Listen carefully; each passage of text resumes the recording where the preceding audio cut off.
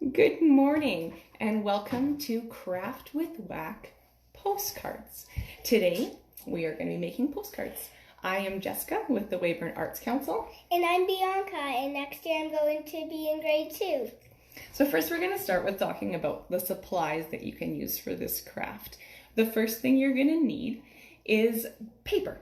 The heavier the stock, the better. So if it's just like a plain flimsy white paper, there isn't going to be much you can do with it. So some places you can find this: backs of notepads, cardboard if you have a cardstock paper. What we're using is we cut up a can of soda. So you'll notice that a lot of the cardboard you're going to use is going to have a heavy print on one side. Don't worry about that. We'll show you at the end how to cover that, and that's where we will write our letters. Or you could also get from a back of a coloring book like one of these ones.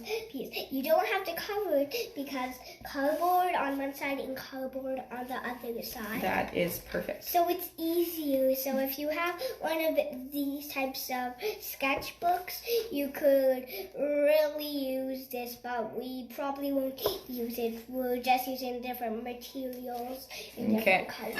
So once you've found some of those materials, you will need scissors to be able to cut them. If it's a heavier paper, it's best to ask your parent to cut that for you into postcard You probably type need sizes. and supervision, or if you ask your parents and use kid scissors like these ones. If you ask your parents, you could do this by yourself, and they say yes, then you can do it by yourself. But parents will probably say no, so you probably need parents' supervision. It would be a good idea. So the next thing we're going to talk about is some of the other supplies that you can use. Bianca is going to be using food coloring, wax, and water, and she'll explain how to do it in just a minute. We have some old coloring books that we are going to use, but you can use magazines too. And with those, you can either cut out parts of the pictures or use the whole sheet. There, we cut out some parts. Markers, crayons, paint, like anything like that. So have some paint brushes ready. Okay, so the first one we're going to do is Bianca with the wax and food color. Do you want to explain how you're going to use the wax? So you could use any type of food coloring you have. For right now, I'm going to use green, so I'm going to make First, let's mix up the paint for them. Show them how to do that. So it's best to let the adult take off the lid because sometimes it can squirt all over the place. And go ahead, you can do it. So probably if you're too young to do this, your parent will probably be supervisioning over you just for safety. So the next thing you need to do is the food coloring. We just put a few drops in, but now you want to add some water, but just a little bit. Because Because depending on how thick your paper is, not all papers soak up water the same way. So if you use too much water on your paper, it can curl up and change the shape, and then it just won't look as nice. So just use a couple drops of water. And then you can't send it in the mail, and then you won't be too proud of yourself because it won't look too good. It'll probably make a mess on the outside. Why don't you start with the wax? So this is a candle. You can use any type of wax, but you have to ask your parents first, or you might get in trouble. So on this piece of paper here, I'll make a square shape with the wax. It's okay if your candle breaks. Yeah, if you can't see it, it's okay. You just need to make sure that you're proud of yourself and you like your craft and you have fun. That's the most important part. So when you're putting the wax on, the idea of drawing on wax first, even though you don't really see it as you're doing it, is everywhere that you put wax, the paint won't go. So the water will actually run off of the wax. Do you want to show them? So if you can't see it, you can kind of see it, it's kind of white there. But when I'll dip a little bit of paint on my paintbrush here, and I'll just spread the paint everywhere. And you see, I spread it, but it didn't. And I painted over top of this piece, and it just won't, the paint won't stick to it because it's wax. We might explain how that works at the end of the video. Okay, so while Bianca's going to do a little bit more on that one, you can watch her. I'm going to show you our next one. So what I'm going to do is I have already cut out a few pieces of a scrap coloring page. It's been kind of colored, so I cut out a moon and some clouds. It's really pretty. This piece here, I had an old duotang from some extra school supplies, so I already have a plain side, but I'm going to use the dark side. And for this one, you'll need some glue. Lots. So it would be best to color these before you put them on or after the paint is all the way dry. So you can put glue down. Because we're sending it in the mail, if you're taping or gluing stuff on, you have to make sure that there's glue all over it. Because if there's curled or rolled edges, then it'll curl up and that might rip right off in the mail, and you wouldn't want that. It won't look pretty if you send it to your mom, your dad, if you don't live with your mom and you actually live with your dad, or the opposite. If you want to just send a little picture, a little craft, his mom makes them really happy, and they'll understand if it gets ripped.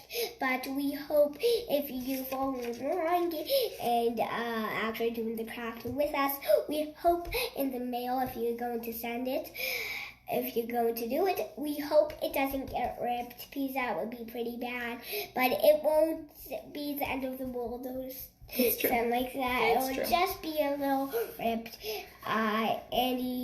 So can I interrupt for a second? Mm-hmm. The neat thing about cutting stuff out with the paper is that either it makes for a really fast one. So if you have a lot of people you want to send postcards to and you want to make a whole bunch, that makes for a really cool, neat one.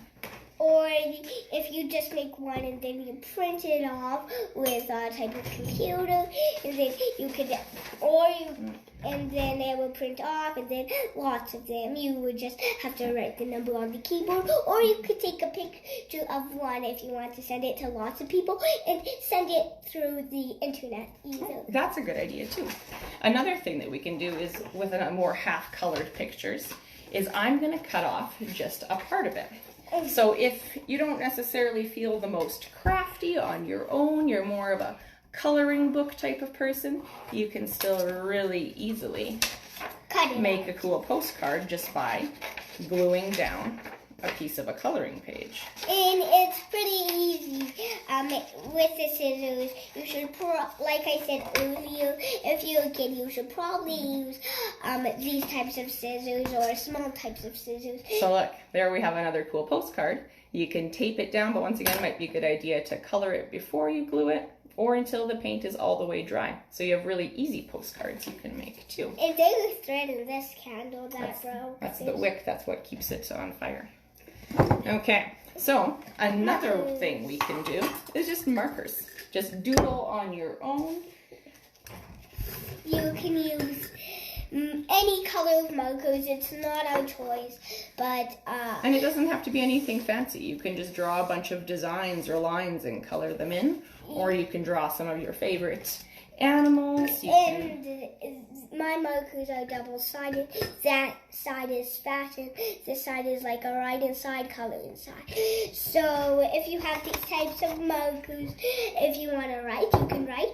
You probably use the skinnier side to write, because it just doesn't look as nice with the fat side.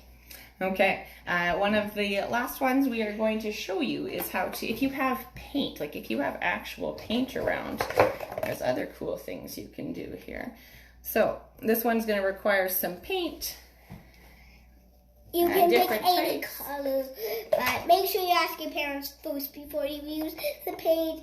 Like I said earlier a few times, you should probably have a dog's supervision for that too. Okay, so I haven't tried this one in a while. Maybe I should have tried it before I decided to show it. But this one, if you take some paint, but I got my paintbrush a little bit wet just to make it kind of move a bit better. The more watery actual thick paint is, the more it runs. But if you're just using food coloring, then it makes it too watery. So this isn't so good with food coloring. So you can put a blob of, put a blob of paint on with a blob of water on top. And then you can blow design. So you can do different colors, you can do different spots going different directions. There are so many easy ways to make designs, even if you have never done art before. It's so easy with that. Like, you just need to put a dot of paint and then you need to blow it. Probably if you're like younger than the age of 4 even, you could probably do this. Yeah, this one's really easy. Like, dot and then blow. Like, your parents will probably let you do that, but as long as you're very careful. So look how easily just putting random dots of paint and blowing the paint around can do cool designs. Now, if you want to get really fancy, you can like paint the backgrounds, or like the duotang that we use. Picked one that's already got a back to it. Okay. There's so many other things. Here's Sebastian. Sebastian had the idea of using his stamp kit to make some postcards. So you can use craft kits that you already have. Just make sure nothing's too thick or raised. Now that we've shown you all the different ways you can make postcards, just one second, buddy, we are going to show you how to cover the back. So to be able to write a message and send it, it can't have this big busy back to it. You can like either like my mom's gonna do, or you could just color it with some markers. I'm going to use lined or ruled paper because that way we can neatly write a message on the back. So whatever you've used as your cutout for your postcard, kind of just trace the corners as I did so you know where your corners are going to and from. Just a second, Sebastian. You want to help? Then why don't you grab your stamp kit and bring it up here and show them how you can stamp a postcard. I've still got one left for you. Okay? I will like show them a different way to Okay. I'm gonna start by showing them how to cover the back of this, and then you can talk about a final idea. So for the back of the postcard, what we're gonna do is, so we've cut it out. You can use double-sided tape, you can use masking tape. We're just gonna use some plain old Scotch tape. You can use any type of tape in the world, but if you use duct tape or any colored in tape, then it just won't look as nice because then it won't be clear tape. And True. You can use that type of tape. We're not forcing you to use that type of tape. No, but you by no means. One thing that is important is that you tape around all of the edges. So the part that you've written doesn't come separated. Or you can glue it down. Remember, when you're using glue, make sure you wait till it's dry before you write on it, otherwise you'll rip your paper. And make sure whatever you've done on the front side of your postcard is also dry before you put the tape down, because you don't want to be smudging or wrecking any of that. So we're just going to pretend that I've got all the edges taped down. So the next thing you need to do is you need to divide it. So there's a side for a message and a side for an address. Or for the back, you could do the address on the front. No, because the front is where we have everything painted. And there's actually certain ways you have to address a postcard in order to send it. But you don't have to always send it through the mail. Like, you might want to deliver postcards to your neighbors who you haven't seen in a while, or family or friends you have living in town. So you might just want to be dropping them off. Or like I said earlier, you could take a picture or print it off. Yeah, send it over the internet. You can send pictures.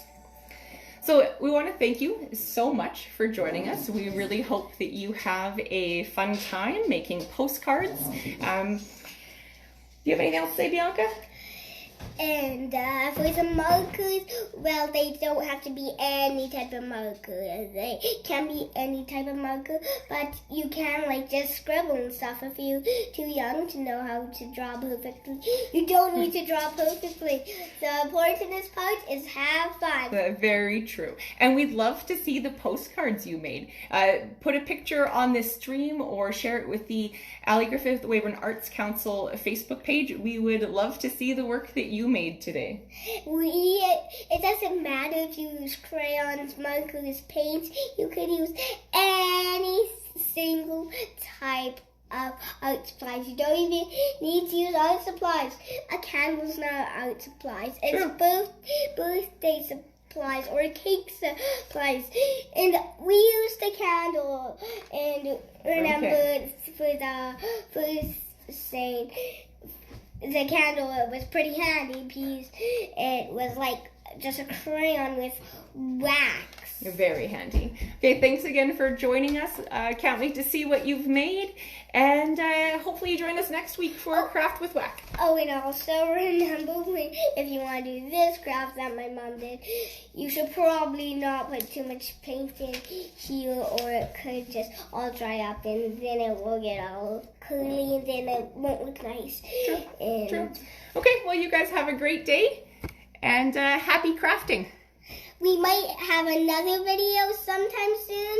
We don't know. This might be our only video. Hopefully we will see you again. Have a good day. Bye. Bye.